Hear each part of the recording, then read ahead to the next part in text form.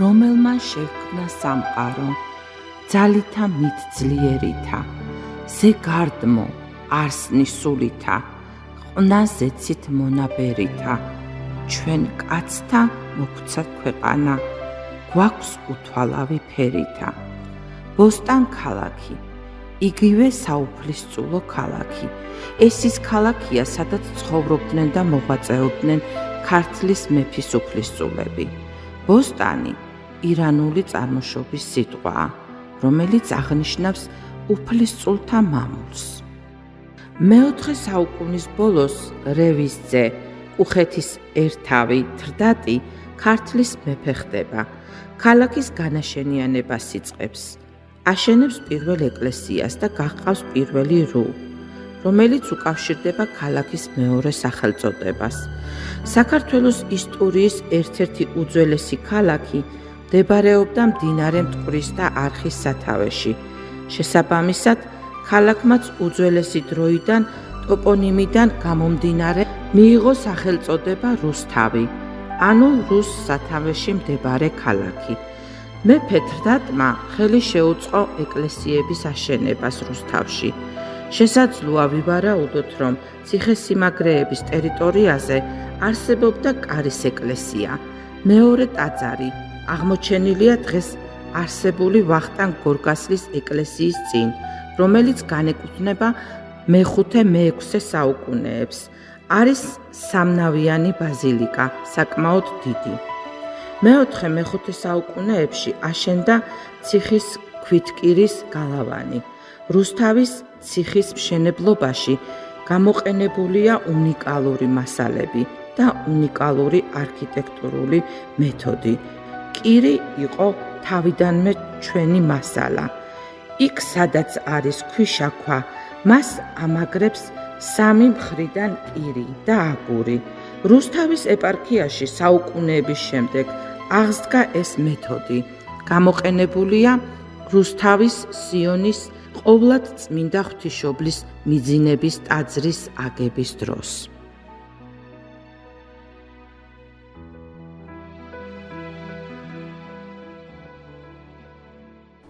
აქ გადმოსვლამდე და მსახურებამდე მსახურობდი რუსთავის ფალიაშვილის ქუჩაზე მდებარე მთავარანგელოს მიქაელის და გაბრიელის ტაძარში. და არის ჩვენი ერთ-ერთი უძველესი მრევლი, ბატონი თამაზი გველუკაშვილი, რომელსაც გაუჩნდა ესეთი აზრი, რომ აეშენებია ამ მიმდებარე ტერიტორიაზე ტაძარი.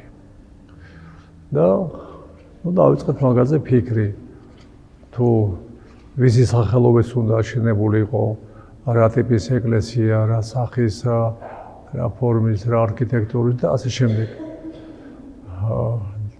მოხდა ასეთი რამ, რომ ჩვენ ჩავედით ერთ-ერთი საპატრიარქოს არქიტექტურისა და რესტავრაციის საბჭოს წევრთან, მამა ბესარიონ მენაბდესთან. და მასთან შევათანხმეთ ეს საკითხი და მან გვირჩია, სხვა შორის ამ ყველაფერმა ესეთი სწრაფი მოვლენებით განვითარდა ეს ამ ტაძრის მშენებლობა, რომ მაშინვე თქვა დაგვაკვალიანა, რომ თავისი აზრი მან რა თქმა უნდა გამოთქვა დადებითად, შეაფასა ეს ყველაფერი და შემდეგ გაგვაგზავნა პატრიარქთან, სადაც მოხდა ლოცვა მისი უწმიდესობის მიერ ლოცვა კურთხევის აღება. აი ჩვენ შევუდექით ტაძრის აშენებას. ტაძრის მიმდებარე ტერიტორიაზე არის იოაკიმ დანას სახელობის სამლოცველო სახლი, სადაც პერიოდულად ჩვენ მრევლთან ერთად ვიხდიდით ამ ტაძრის მიმდებარე ტერიტორიაზე პარაკლისებს, ღვთისმშობლის პარაკლისს. ასე რომ მოლაპარაკების დროს გაჩნდა აზრი იმისა, რომ და ლოგიკურიც იყო, მე ვფიქრობ ეხლაც, რომ იყო აგვისტოს თვე, იყო მარიამის ღვთისმშობლის მიძინების მარხვა ორკვირიანი და ამიტომ გადაწყდა მსჯელობის შემდეგ ლოგიკური იყო, მე ასე ვფიქრობ, გადაწყდა, რომ აგვეშენები აქ ღვთისმშობლის მიზნების სახელობის ტაძარი, რომელიც იწოდება ასევე სიონის ეკლესიად. და დაიწყო მშენებლობა და დამთავრდა, როგორც უკვე აღნიშნე, 2011 წელს. პატრიარქი მისი უწმიდესობა იყო ჩამობრძანებული აქ ორჯერ. მან მოინახულა მშენებარე ეკლესია. შემდეგ ადგილობრივმა ჩვენთან ადგილობრივმა მიტროპოლიტმა მისმა მაღალ ყულოთოსამდელოისმა იოანე გამრეკელმა ეს ტაძარი აკურთხა. გამხარებელი იყოს ეს ეკლესია თქვენი და მთლიანი რუსთავისა. დედა ღვთისმშობელი იყო იმ მფარველი თქვენი და მთელი მოსახლეობისათვის. და შემდეგ მეორე ჩამოდეს მისი უწმიდესობა და იხდის პარაკლის და ძალიან მოსწონს ხოდაშორის ეს ტაძარი. აი ჩვენ ამ ტაძრის სახით ხედავთ ის სასწაულს. ეს არის სასწაული, რომელიც არის ქართველი ადამიანის ავტოპროტკული. და ალბათ იცით ის, რომ ეს ტაძარი არის აგებული ძველი ტრადიციული წესით.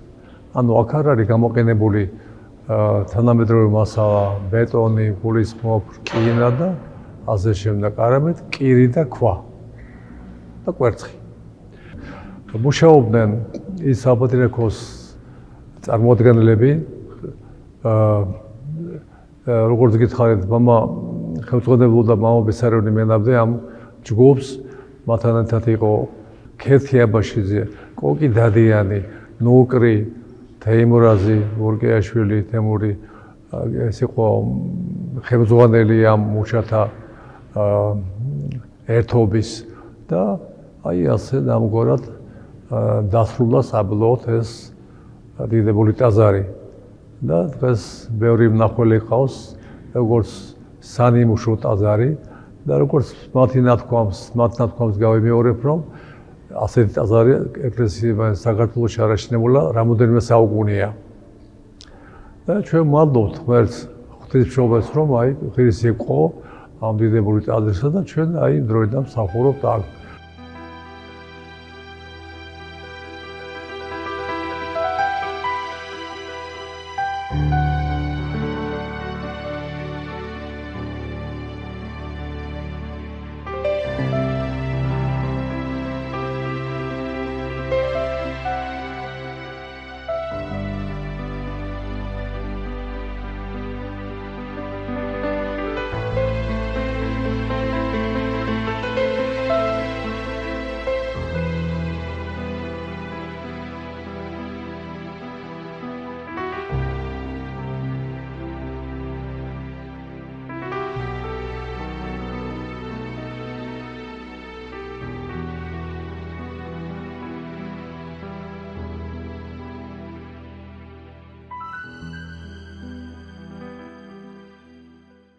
პროექტირება ტაძრისა და როცა დავიწყეთ ადგილიდან გამომდინარე, თავარი იყო ჯერ მოგვეძებნა ფორმა და რაღაცა მხატვრულ-არქიტექტურული სტილი რა, როგორი უნდა ყოფილიყო ეს ტაძარი. ანუ ლიტურგიის სივრცე დარჩა ძირითადი ტაძარი, მაგრამ მას გალერეა მოვაშენეთ. ეხა გალერეა ბევრ ტაძარს აქვს, მაგრამ ამ გალერეაში ჩვენ შექმნით სივრცეები, სადაც შეიძლება თქვათ პანაშვიდის გადახდა, სადაც შეიძლება პარაკლისის გადახდა. გარდა ამისა, შეიძლება რომ თქვათ მარტო სანთლის ასანთებად კი არ მიხვედი, არამედ რაღაცა გაქვს დრო კიდევ. მაგრამ იმის დრო არა გაქვს, რომ 2 საათი ლიტურგიას დაესწრო. შენ შეგვიძლია აი ამ გალერეიდან გახსნილია სივრცე ესე ტაძარზე, შენ შეგვიძლია აქედან მიაყურადო ლიტურგიის გარკვეულ ეს მომენტს და მე წახვიდე, თქვათ, აი ეს ყველაფერი ისე ხდება, შენ აი ამ გალერეაში მოძრაობ, რომ ხელს არ უშლი ლოცველებს. აქ ოღონდ აქ ის არ უნდა იყოს ეს გალერეა სრულად მოწყვეტილი და არც უნდა იყოს სრულად ესე ვთქვათ და ისე დაკავშირებული რომ ისევ იგივე პრობლემა გამოიწვიოს. აი დოზა აქ საჭირო, აი რა დოზით შეიძლება ეს ზღვარი დაიდოს აი დროებით და მუდმივ მოსვლებს შორის. ეს იდეა განხორციელა და გარდა ამისა ძალიან კარგი იმას დაედო საფუძველი სკოლას, ქვის მთლელთა სკოლას. დაახლოებით 30-მდე კარგი ხელოსანი ჩამოყალიბდა რუსთავში ქვის მთლელებისა და თქვენ როცა ნახავთ რუსთავს, აი ამ ფოტოზე ძალიან კარგად ჩანს. ეს არ არის მოწვეული სპეციალისტები ჩვენს მიერ, ჩვენ ყავს ძალიან მაღალი დონის სპეციალისტები, მაგრამ ეს არის რუსთაველების გაკეთებული. ტაძარი გამორჩეულია სწორედ იმითი, რომ იგია ტრადიციული მეთოდით აშენებული. ანუ ლითონი აქ არ არის ნახმარი საერთოდ, არც საძირკველში, არც აი თან საკმაოდ დიდი ტაძარია, ლამის ხა გელათის ზომის არ არის, მაგრამ გელათის შემდეგ ერთ-ერთი აი ამ დიდი ზომის ტაძრად ითვლება მაინც რუსთავი. ეს პროექტის ავტორები არიან ნიკოლოზ დადიანი, ნიკოლოზ აბაშიძე და თქვენი მონამორჩილი მე სამ და ხელოვნებად ცოდნე ქეთევან აბაშიძე. კონსტრუქტორი არის აზ განსვენებული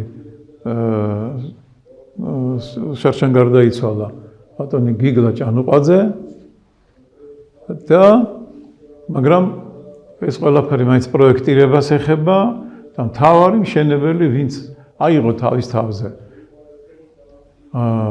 საინჟინრო ნაწილი, ტექნოლოგიური ნაწილი, როგორი კირი, საიდან უნდა იქნეს მოტანილი, როგორ უნდა გაირეცხოს ეს კირი, როგორ მივიდეს იმ კონდიციამდე, რომ ამხელა ტაძარი ეს მასა დაიჭიროს. ეს არის თეიმურაზ ბურკიაშვილი.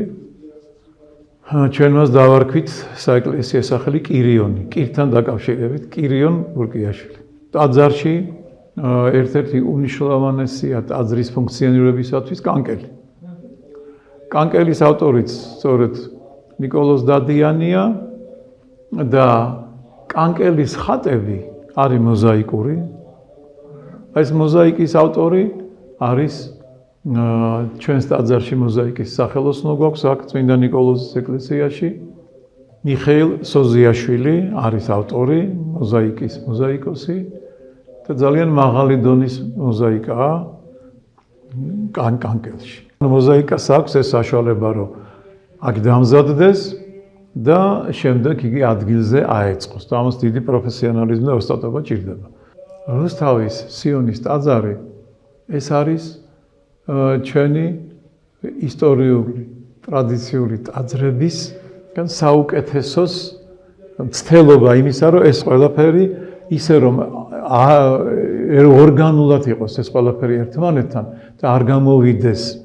ძალიან დიდი საშუალება ამ დროს, როგორც ეკლექტიკური გამოვიდეს, რომ სხვადასხვა ეპოქების ესე შეერთება ძალიან რთულია და ამიტომ აი აქ ქეთევან აბაშიძემ ძალიან დიდი შრომა გაწია, რომ ჩვენ ეს ორნამენტიკა რაღაცნაირად ერთი სამეტყველო ენა ქონოდა ამ ორნამენტს, ხომ? ორნამენტი ხო სამეტყველო ენა ის გვესაუბრება და რაღაცა აი რომ ერთი მთლიანი ყოფილიყო ის და მე მგონი რომ გამოვიდა არ იწევს ეს რაღაცა ეკლექტიკის განცდა ნამდვილად არა გვაქვს. ხო, ამ ტაძარმა ძალიან მნიშვნელოვანი როლი შეასრულა თვითონ ამ გარემოში, ამ სივრცეში. როგორც გითხარით, გაკეთა სამრევლო სკოლა, დედათა მონასტერი, იქ პატარა ტაძარით ბაზილიკა აშენდა კიდევ, ასევე აშენდა ჩვენი პროექტირებით, ასევე დაპროექტებით ნაკურთხი-წყლის ნაგებობა ხო სვეტებზე, გადახურული ასევე ხო თვითონ გალავანი ძალიან საინტერესოა, გალავანი შემოიზღუდა. მე ვფიქრობ, რომ რუსთავში ძალიან კარგი ისეთი კულტურული, რელიგიური და კულტურული დატვირთვის ესე იგი სივრცე გაჩნდა და ძალიან ბევრი ადამიანი ღებულობს აქ სულიერ შვებას, ღვთისმშობლის მიძინების ტაძრის აგებით ფაქტურად სულიერი ზღუდე აღიმართა, რომელიც იცავს ჩვენს დედაქალაქს და ჩვენს მინდა დედაქალაქ მცხეთას.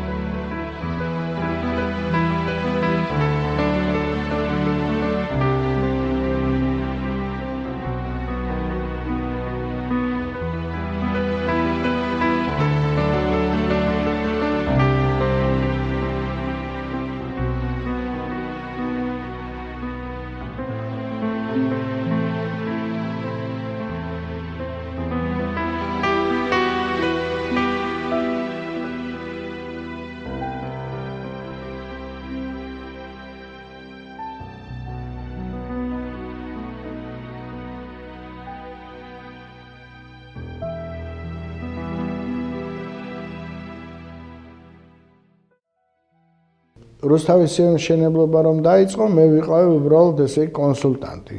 კონსულტანტი კირით მშენებლობის საკითხებში, იმიტომ რომ გადაწყვეტილი იყო რომ რუსთავის სიონი ყოფილიყო ძველი მშენებლობის, ტექნოლოგიური მშენებლობის მაგალითი, რომ ყველაფერი ისე აშენებულიყო, როგორც წინაპრები აკეთებდნენ.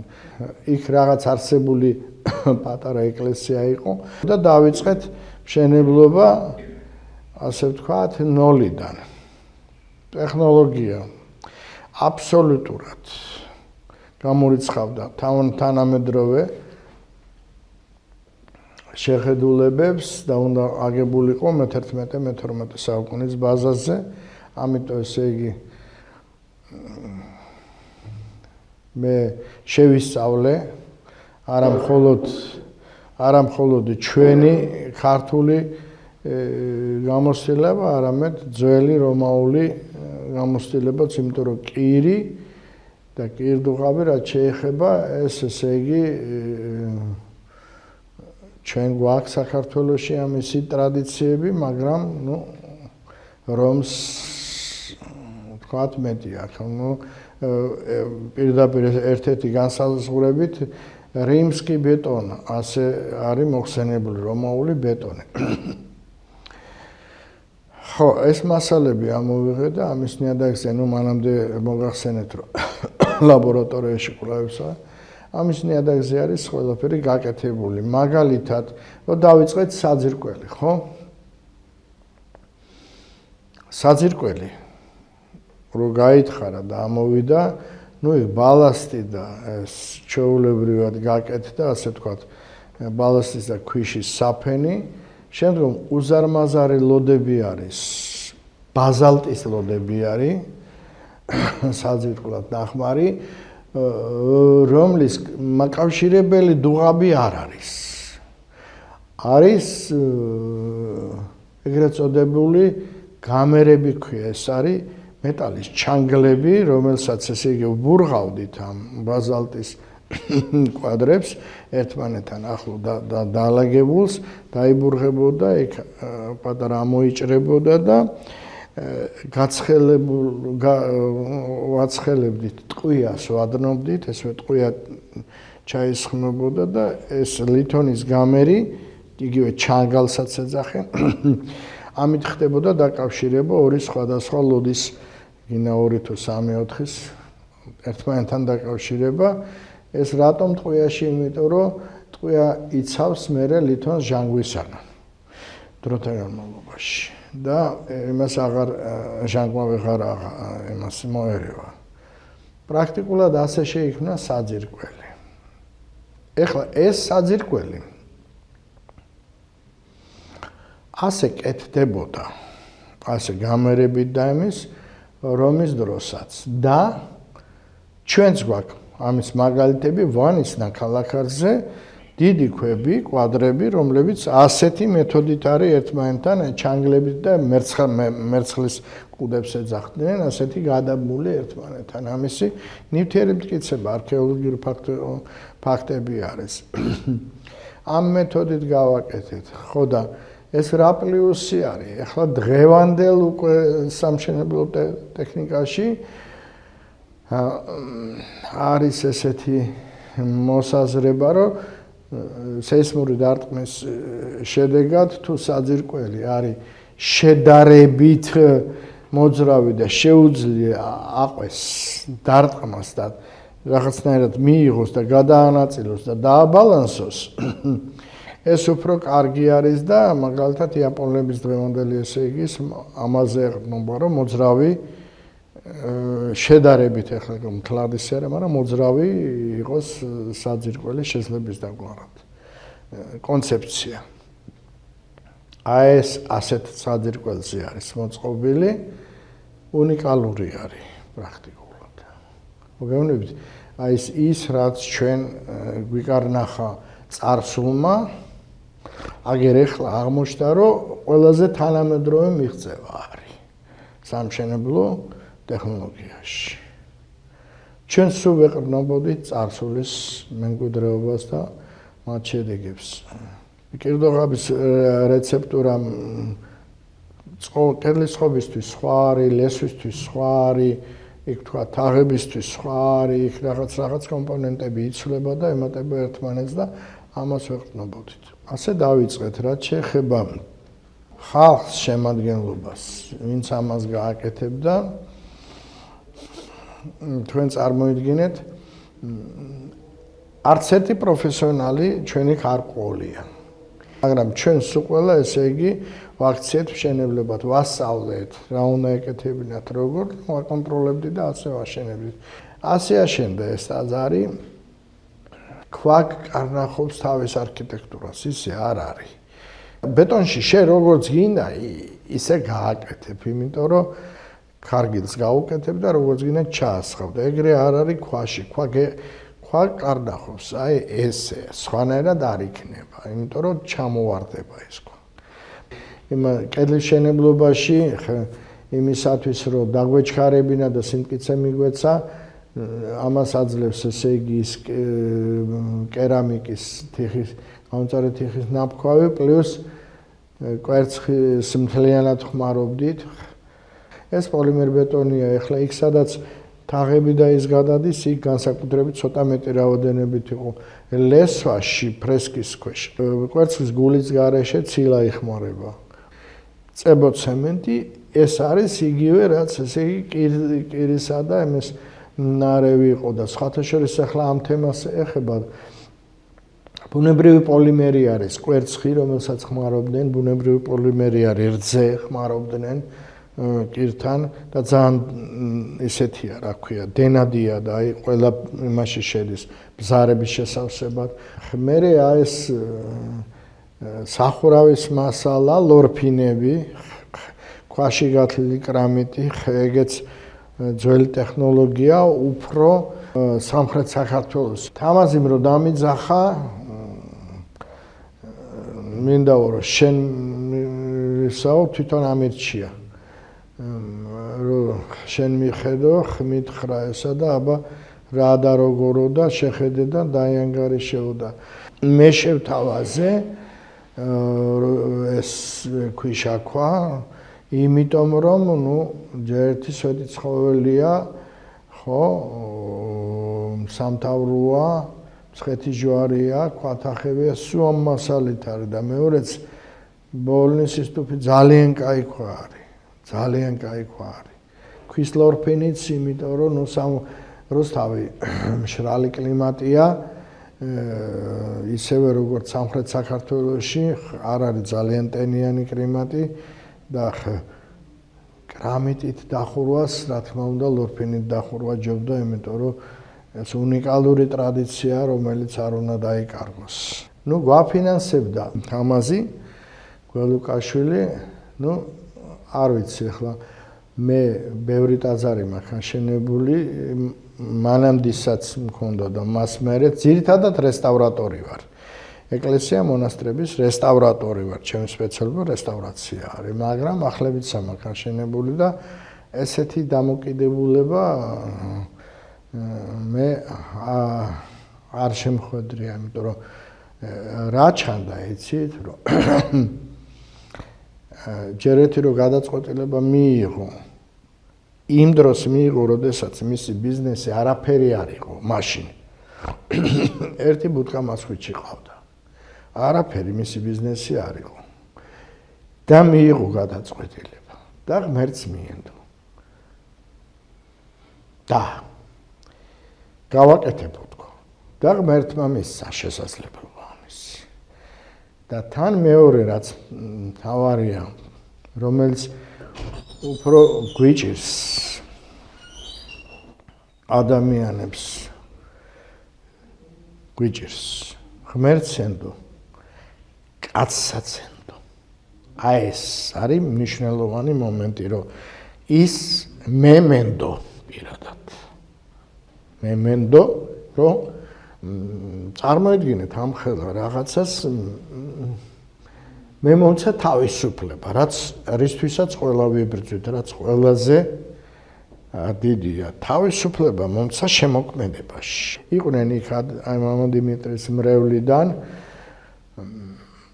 ხალხი, რომელიც ესე იგი, ასე ვთქვათ, სულიერ და მორალურ მხარდაჭერას გვაგრძნობინებდნენ პირდაპირ. ამ ხალხის ერთობლივი შრომით და შეიძლება ითქვას ერთმანეთისადმი ნდობით, როგორც მენდო თამაზი, ისე მე ვენდე ჩემ ქვემოთ, ვინც იყო და ასეთი ერთმანეთისადმი ნდობით და სიყვარულით შეიქმნა ეს ყველაფერი. ხო, ეს კირის არჩევა იმით იქნა კირდოღაბით გაგვეკეთებინა, რომ იმით იქნა გამოწვეული, რომ ესე იგი რაღაცა შეგვექმნა წინაპრების გამოცდილება გაგვეახლებინა, გაგვევლო კიდე ერთხელ ეს მეთოდი და ასეთი პრაქტიკულად ამოცანა იყო ძეგლი დაგვედგა რა. ძეგლი დაგვედგა, ეს ძეგლი არის, ყველანაირად ძეგლი არის.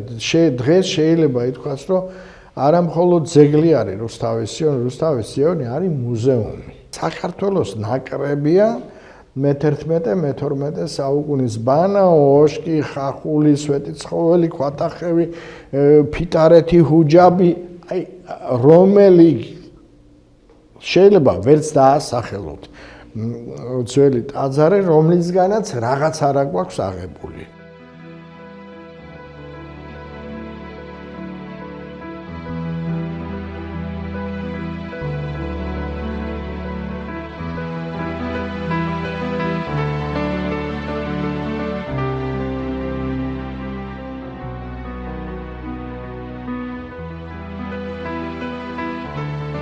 მესხიშვილის 5 ნომერში მდებარე რუსთავის სიონის ყოვლადწმინდა ღვთისმშობლის მიძინების ტაძრის აგების იდეა 2001 წელს გაჩნდა. ამბავი კი ცოტა შორიდან დაიწყო. 1970 წელს საცხოვრებლად გადმოვიდა მეხუთე კორპუსში, რომელსაც ბაღსა და სკოლას შორის ხობე ყოფდა. წლების განმავლობაში გზა, რომელიც 30 წელზე მეტი ერთი და იგივე მარშრუტს ემსახურებოდა, მისთვის მისტიური გახდა, რადგან სწორედ ეს ის ხობე იყო, რომელიც მის ბავშვობას, სტუდენტობას და შემდგომში მის საქმიანობასაც 1986 წლიდან უკავშირდებოდა. ადამიანი მორწმუნე არაჩვეულებრივად ერუდირებული. რომ ძალიან ბევრ საკითხს ჩვენ ახლა თვითონაც არის, რომ ჩვენ არ ვიცნობთ და მით უმეტეს ბატონ თამაზიშვილის ამის ახსნა, ხო, რომ ჩვენ აი ახლა ის უნდა გავაკეთოთ, ამას ჭირდება ამდენი კომპონენტი, ხო, მე ქვას რაღაცა მოიჭრას, ის თქვა თბილისში გადმოვიტანოთ სადღაც ვიშოვეთ სახერხი რუსთავში. მე აქედან ეს ფორმირება როგორ მოდის აქა და ეს საკმაოდ რთული პროცესია, ნუ თლიანობაში რომ წარმოვიდგინოთ, ეს არ არის მარტივი. ჩვენ ყველა ეტაპზე, გარკვეულ ეტაპს რომ ამთავრებთ, თქვა რაღაცა დონეზე, ეტაპს ვეძახდით, იკრიბებოდა იქ საბჭო, საპატრიარქოს საბჭო, მეუფეები, ავტორები, სპონსორი თვითონ განვიხილავდით დაახლოებით რამდენად დავძლიეთ ის ეტაპი. ყოველთვის ყოველი ეტაპის მერე ხო მისი სიტყვა ერთ-ერთი წამყვანია, იმიტომ რომ და გადავიდეთ შემდეგ კედელზე. თამაში იყო ყოველთვის ძალიან როგორც თქვა, ყურადღებიანი ყველას მიმართ. დღემდე ჩვენ ძალიან მეგობრულად ურთიერთობა გვაქვს. ეს არ არის მარტო ერთი ტაძარი, ამ ტაძარმა საკმაოდ დიდი ტერიტორიაც მოიცვა და საკმაოდ დიდი მრევლი ყავს უკვე, ეს უკვე საკმაოდ ჩამოყალიბებულია ყველაფერი და მათ შორის თამაზი არის ერთი წამართველი ყველა იმ პროცესის, რომელიც იქ ხდება. ჩვენთან ჩვეულებრივ ჩრდილოეთ ფასადზე, როდესაც აკეთებენ ფრესკულ მოხატულობას, ქტიტორებს, ანუ ვინც ამას აფინანსებს, აკეთებს და აშენებს, იმათი გამოსახულებებიც კეთდება ხოლმე. ჯერჯერობით ამ ტაძარში მსგავსი რამე არ არის. ალბათ იქნება რაღაც დროის მერე ასეთი რამეც გაჩნდეს, რომ გამოჩნდეს, რომ ჩვენ დროშიც იყო ასეთი ადამიანი, რომელმაც აშენა თავისი იმით ხარჯით გაიღო პიროვნულიც და სულიერიც და ყველანაირი, რომ ეს აშენებული იყო და განხორციელებული იყო ამ პერიოდში. თუ გაკეთება ესეც, ალბათ აქვს მნიშვნელობა, რომ მომავალს დარჩეს იმ ტაძარი არ იქნება 1 საუკუნიანი და 2 საუკუნიანი. საკმაოდ რთული იყო იმ ჯგუფების მომზადებაც, რომლებმაც აითვისეს ტაძრის კედლის გათლა და ამ ყველაფრის, ვინც ვერ ხდებოდა, ზოგი ფიზიკოსი მოხდა რუსთაველები, ზოგი მათემატიკოსი, არ გაგეცინებდა, ზოგი ციხიდან ახლად გამოსულიც მოხდა, რომელსაც გამოაჩნდათ რაღაც ნიჭი, რომელსაც ჰქონდათ თან მიდრეკილება რაღაც ასულიერო რაღაცაზე. და იქ ეს ყოველთვის იწყებოდა ლოცვით და მთავრდებოდა ლოცვით ყოველი დღე. და აი პერიოდში დასრულებული ტაძარი არქიტექტურა კავშირის წარდგინებით, რა თქმა უნდა, იქნა წარდგენილი სოფიაში საერთაშორისო არქიტექტურის აკადემიის კონკურსზე. ეს კონკურსი 1967 წლიდან არსებობს ეს აკადემია. აკადემია გაეროს მიერ დაარსებული არასამთავრობო, არაკომერციული ორგანიზაცია, რომელიც ყოველ თავიდან 60 წელიწადში, ბოლოს უკვე დაადგინა, რომ 3 წელიწადში ატარებდა ასეთ შეკრებებს. მისი პრეზიდენტი მაშინ იყო გიორგი სტოილოვი, ბულგარელი არქიტექტორი, სახშენის თავმჯდომარე თავის დროზე ბულგარეთში და მერე მთელი ეს წლები მას და მიანება იმ სამუშაოს თავი გაუძღვა ამ აკადემიას და ეს აკადემია აერთიანებს დღესაც მსოფლიოს ყველა წამყვან არქიტექტორს. 2012 წელს წარვადგინეთ ჩვენ ეს არის მიმართულება ინოვაციები ისტორიულ განვითარებაში, ასე თქვათ, არქიტექტურის. და მივიღეთ გრან-პრი და დიდი ოქროს მედალი. ხა, იგი ჟიური საკმაოდ სოლიდურია. მაშინ მონაწილეობას იღებენ თითქმის ყველა რეგიონის და ყველა კონტინენტის არქიტექტორები და 12-14 კაციანი ჟიურია. არსებობს ის ოქმები, ყველაფერი ჩვენ წამოღებული და მიღებული, ასე ვთქვათ. ნუ წარდგენა მოხდა არქიტექტურა კავშირიდან, მე როგორც არქიტექტორმა ამის წარვადგინე. და ნუ ეხლა იქ უკვე სხვა კომისია რაღაც წარვადგინეთ ვალდებულები არიან განიხილვა, ის გამოიფინება თემატიკების მიხედვით, ძირითადად 4 თემა არსებობს. ეს არის ინოვაციები, ეს არის თანამედროვე არქიტექტურა, ეს არის რეკონსტრუქცია და რაღაც ესეთი თემებიც და აქ არის კიდე რაღაც მომავლის არქიტექტურის თემები და ნუ ჩვენ აი ამ სფეროში მოხვდით და იქიდან მივიღეთ ყოველ შემთხვევაში ამ სფეროში საქართველოში არავის არ მიუღია ასეთი აღიარება, ასე ვთქვათ, ეს არ არის შემთხვევითი, ხო?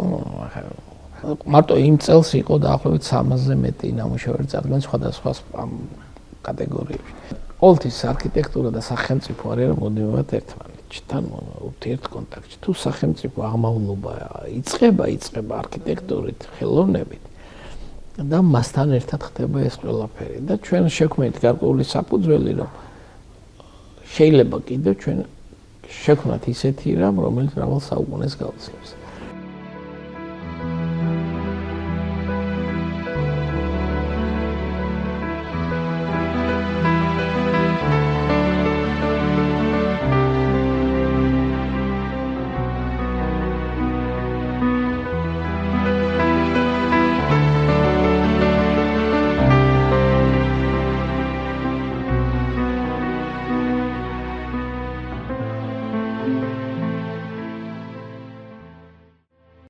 ვეცადეთ, რომ ავედგინა ჩვენი ტაძარმშენებლობის ტრადიციული ძველი მეთოდი მშენებლობის. რაზეც ჩვენი ქტიტორი დაგვთავდა, ეს შედის იყო ძალიან სასიხარულო და ანუ ბოლგარი მონოლითური რკინაბეტონის კონსტრუქციების და მშენებლობის ტექნოლოგიის გამოყენების გარეშე ძველი კირქვით მშენებლობის ტექნოლოგია. ამოვიყენეთ საგულდაგულოდ ვარჩევდით ყოველ ქვას. თვითონ მშენებელი ჩვენი ტექნოლოგი ბატონი თემო ბურგიაშვილი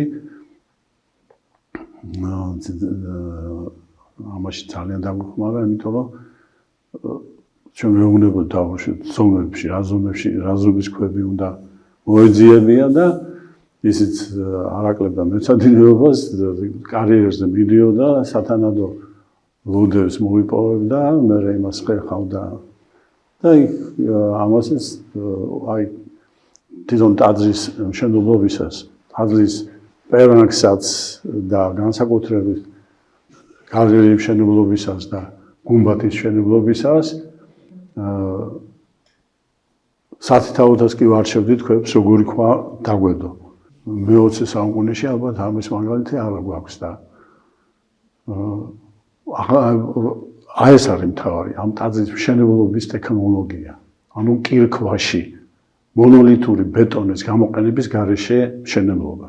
ყველაზე კარგად გამოგვივიდა გუმბათი. ეს იყო მამა ბესარიონის იდეა საერთოდ. როცა მამა ბესარიონს თხოვეს, რომ ამ ტაძრის პროექტი გააკვეთებინა, მამა ბესარიონმა ცხადია მუშაობა შეუდგა და ჩვენი დღეს ძალიან მალე სხვათა შორის რაც გადაწყდა ამ ტაძრის მშენებლობა, მამა ბესარიონი ჩვენი დღეს მოგვიტანა რამდენიმე მაკეტი, ანუ მოდელი ტაძრის პლასტილინში შესრულებული. და ერთ-ერთი მოდელი ავარჩიეთ და სწორედ მე ეს მოდელი ვაქციეთ პროექტად. ტაძარი როგორც არის არქიტექტურულად, ასე ფერადოვნება მისი ძალიან მნიშვნელოვანია. ამასაც რაღაც გარკვეულ დონეზე მივაქციეთ, მე მგონი. წვიმის შემდეგ ცოცხლდება ეს ძალიან, როცა სველდება ტაძრის კედლები, აი მაშინ განსაკუთრებით კარგად ჩანს ხოლმე აი ეს ტაძრის ფერადოვნება. ჩვენ ავარჩიეთ რამდენიმე ტაძარი და აი ტაძრის ასე ვთქვათ ნაკრები გამოგვივიდა.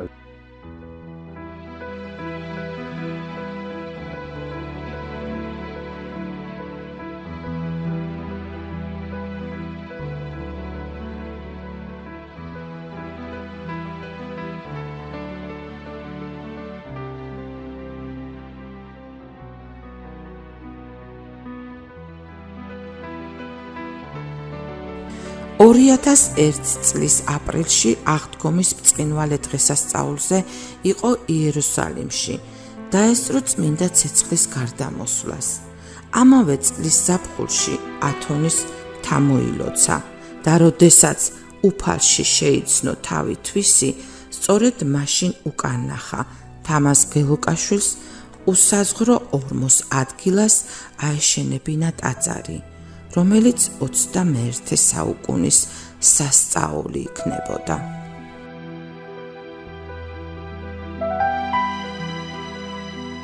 ეს დღეს მამა ბესარიანი კარი გავაღეს სახში და მოვიდა რაღაც ესეთი ყუთით, რომელსაც გაჩვენებთ მე. პატარა ესეთი ორი ყუთი მოიტანა და შიგნით პლასტილინის ეკლესიები ასე ამოიღო და დაგვილაგა. და იყო აი ძალიან შთაგონებული, აღსვანებული ისე რომ მე რელიეფი გავაკეთეთ ჩვენ ტაძარზე, ზემოთ არის იქ ამოსახული. მამა ბესარიანი, მამა დიმიტრი და ყველანი მაშენებელი არქიტექტორები არიან და მათ შორის არის მამა ბესარიანი, რომელიც მოფრინავს ხელში ასე მოდელით. იმიტომ რომ აი ეს იყო ნამდვილად საოცარი სახით შემოიჭრა ესე სახში და გვაჩვენა რომ მთელი ღამეა ამაზე მუშაობო და რამდენიმე ტაძარი გვიჩვენა. პრინციპში ყველა ერთ სახეს წარმოადგენდა, მაგრამ ის ერთი, რომელიც იქ ერთ-ერთი შეიჭრა, დღეს დგას ტაძარში, თქვენი ტაძრის სახით და არის ნამდვილად ზუსტად ყველაფერი გათვლილი, ანუ პროპორციებიც იყო, ეს მრგვალი გარშემოსავლელიც, რაც განარჩევს სწორედ ამ თქვენს ტაძარს და თავად ტაძრის მოდელი ჯვარ-გუმბათოვანი. წინასწარ გეტყვით, რომ ჩვენი იდეა იყო სწორედ ეს, შეიძლება ეკლექტური იდეა, მაგრამ ბოლომდე ეკლექტურობას ვერ ვიტყვი ჩვენს ტაძარზე. ხო გეტყვით რატომ? იმიტომ რომ ეს ყოფილი შთაგონებული იყო ძველი ქართული ხელოვნებიდან და ამავე დროს, ესე იგი, მამა ბესარიონის და ჩვენი და კოკის ნიკოლოზის დამოკიდებულება აი ამ სიძველისადმი წარმოჩნდა რაში? მამა გელათთან ცხოვრობს, ახლოს აქვს სახლი და ძალიან მუდმივად იქ დადიოდა და მისთვის გელათი არის განსაკუთრებული ტაძარი. აი რასაც თქვენ ხედავთ, არის გელათური ტაძარიც, გელათია აღებული, სამ-სამი კარი, ბანადანა გვაქვს მოფიქრებული ყველა მხრიდან რო შედის, ჩრდილოეთიდან, სამხრეთიდან, დასავლეთიდან და ასე რომ მე ვთვლი რომ ეს იყო ბედნიერი შემთხვევა, როდესაც შეიკრა ჯგუფი რომლებმაც ყველაფერი დადეს ამისთვის. იყო რაღაცა ესეთი აღმაფრენა, რომელიც ყველას გადაგვედო. ფაქტია, რომ ეს არის დაფუძნებული ჩვენი ტაძარი იმ სიძველეს, რაც იყო საქართველოში ყოველთვის და შევეცადეთ კიდევ არსის გადმოცემაც ყოფილიყო სწორად, იმიტომ რომ ფორმა ყოველთვის ასახავს არსს. ეს ჩვენმა წინაპრებმა კარგად იცოდნენ. სულ რო არ ვისაქმეთ და გაიმეორე რომ მაინც ამას მიიღებთ. ამიტომ აი ის ერთობა, რაც ჩვენ შევძელით რომ ესე გადმოგვეცა, ჩვენ ვფიქრობთ რომ ამაში აი ამ ჩვენ ტაძარში განხორციელდა და აქ არის ადგილები, რომელიც ხახულსაც გაგახსენებთ, არა მარტო გელაც, ინტერიერი განსაკუთრებით, სვეტები, რომელიც კუთხეებს ჩამოუყვება, ნახევარსვეტები, გუმბათის ზიდი, ოშქს და ტაოკლარჯულ ტრომპ-აფრებს გაგახსენებთ და ასე, ანუ ეს ყველაფერი არის რაღაც ერთობაში მოყვანილი. მაგალითად, აქ იყო ისიც, რომ აი თქვენ ხედავთ, ახლა იქ არის ფასადებზე ორ სარკმელს შორის აღმართული ჯვრის კომპოზიცია. ეს ქვემო ქართული კომპოზიცია, ესე ვეძახი მე ამას. ხუჯაბში, ფიტარეთში, ბეთანიაშიც ნახავთ, ერთი პერიოდისა. ამიტომ ჩვენ ჩავთვალეთ, რომ აი ეს დიოფიზიტური, ასე ვთქვათ, სიმბოლო ბეჭედი ჩვენ ტაძარს უნდა ქონოდა. და ნუ აი რა გითხრათ, ყველაფერი გავაერთიანეთ, რაც კი შეგვეძლო და რაც კი არსებობდა, ასე ვთქვათ, ჩვენში. და განმახორციელებელი იდეის იყო კოკი, რომელიც ამ მასშტაბებში და იმებში ხელით ვახატინე ეს ორნამენტები, ყველაფერი.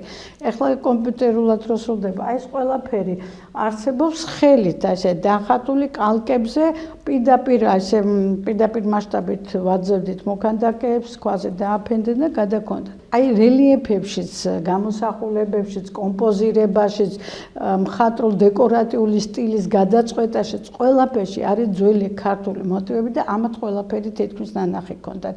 და ეხლა ყველა კითხულობს, რომ აი ფერადონებაც როგორია. დიახ, ფერადონება არის, იმიტომ რომ ფერადონება არის ქართული კულტურის ერთ-ერთი სახასიათო ნიშანი. და თქვენ რომ ნახოთ ქართული ხელოვნებაცოდნეობის ნაშრომები, ნახავთ რომ იქ სწორედ ყველა ამას არქიტექტურაში ამას განსაკუთრებულად უსვამთ ხას, იმიტომ რომ ყველაფერს აკეთებენ ჩვენი არქიტექტორები, რომ გარეთ ფასადი მორთული დეკორატიულ სამკაულს უკვე ვეძახით, მაგრამ მას თავისი არსი აქვს, რა თქმა უნდა, იყოს ფერში გაცხადებულ, გაცოცხლებული.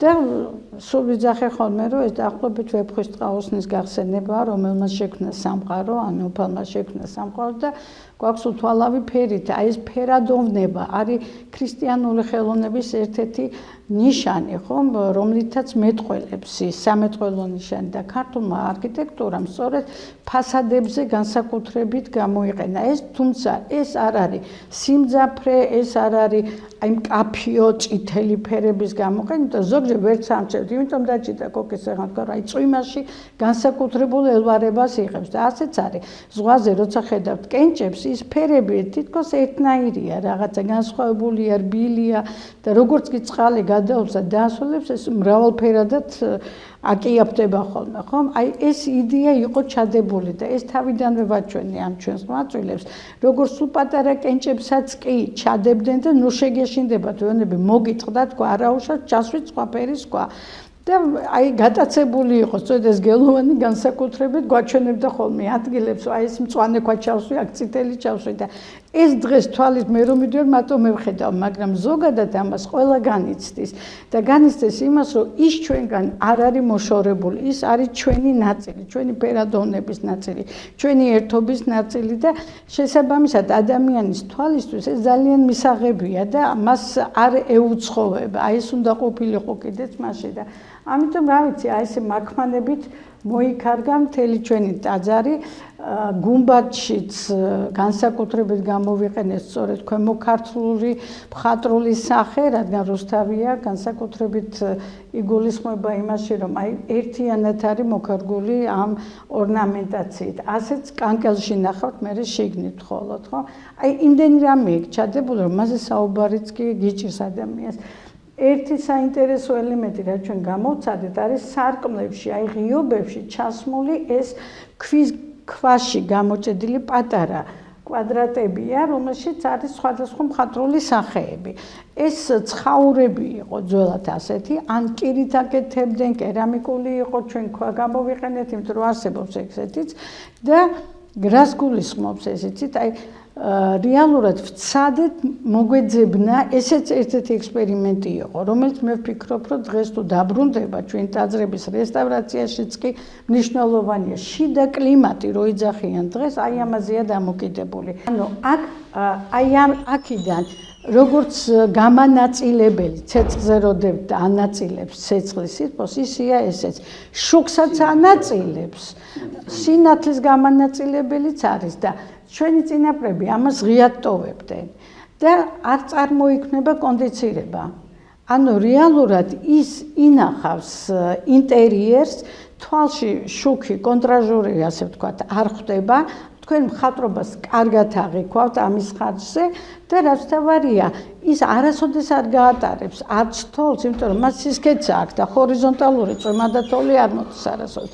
ასე რომ ის შიგნით ვერ შეაღწევს, მაგრამ ჰაერი ყოველთვის იქნება და შიდა კლიმატს წარმოქმნის, რომელიც გარე სამყაროს, ასე ვთქვათ, სწრაფ ცვლილებებს უწევს აცივდება, არ ექვემდებარება ინტერიერი და შიგნით ყველაფერი დაცულია.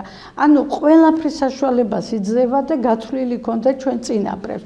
ასეთი დარჩენილია რამდენიმე ტაძარში ჩვენ და მათ შორის გელაჩიც არის ერთი მონაკვეთი და აი აქედან ქონდა სურვილი ამის მოსინჯვის, ამიტომ და აი ესეთ ვცადეთ ამ ტაძარში. მან გამოიწვია გამთლიანებაც ფასადის, ნახეთ, აღარ არის ღიობი მინები რო ტოვებენ და ასევე შიგნიდან შექმნა სრულიად სხვა ეფექტი.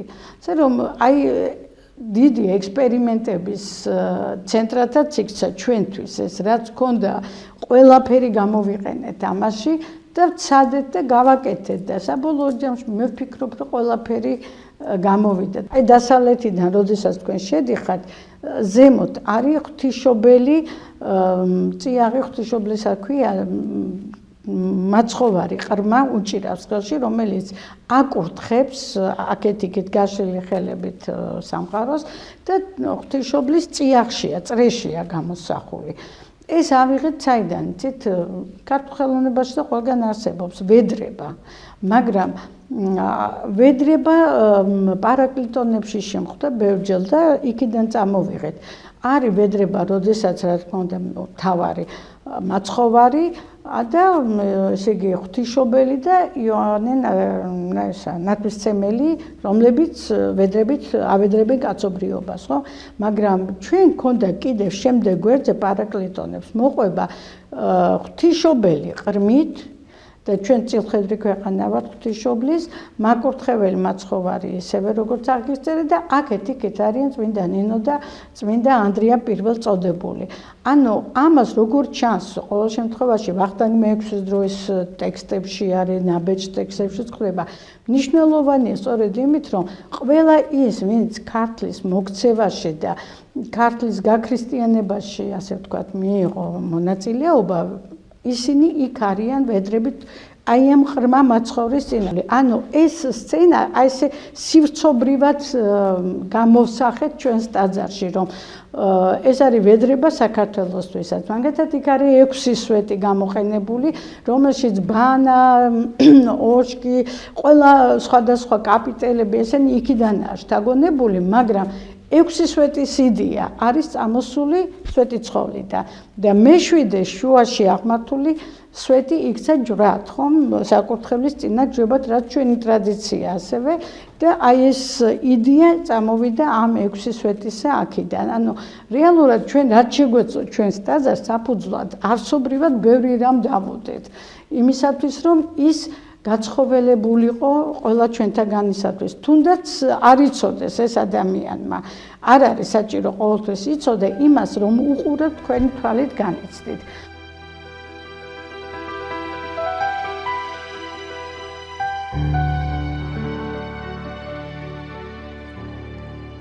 ჩვენი ურთიერთობა რუსთავის სიონის ტაძართან ტაძრის მოხატულობის კუთხით დაიწყო 2021 წელს. ეს იდეა დროთა განმავლობაში ნელა გაჩნდა მამა დიმიტრისგან წამოვიდა ინიციატივა, რა თქმა უნდა. სამკვეთლოს მოხატვა უნდათ და ვკითხა თუ შევძლებდით სამკვეთლოს მოხატვას. სამკვეთლოს დასრულების შემდეგ უკვე გაჩნდა სურვილი, რომ ტაძრის მოხატულობა გაგრძელებულიყო მთლიანად. ტაძრის მოხატვა დაახლოებით 3 წელიწადი გაგრძელდა. აუცილებლად უნდა ვახსენოთ ბერი ილია. მამა ილია იყო ძირითადი ხატწერი, მან დიდი წვლილი შეიტანა ტაძრის მოხატულობაში. ტაძრის მოხატვაში ბევრმა ადამიანმა მიიღო მონაწილეობა, როგორც ჩვენი მონასტრის ძმობიდან, ასევე ჩვენმა მეგობრებმა და რუსთავის სიონის მრევლმა, იმ ადამიანებმა, ვინც ამ ტაძარს ემსახურებიან. ბევრი ვინც ტაძარში მიდის, ვინც იქ ლოცულობს, იმ გზას უჩვენებს საბოლოოდ, ხომ, უფლის გზაზე დააყენებს.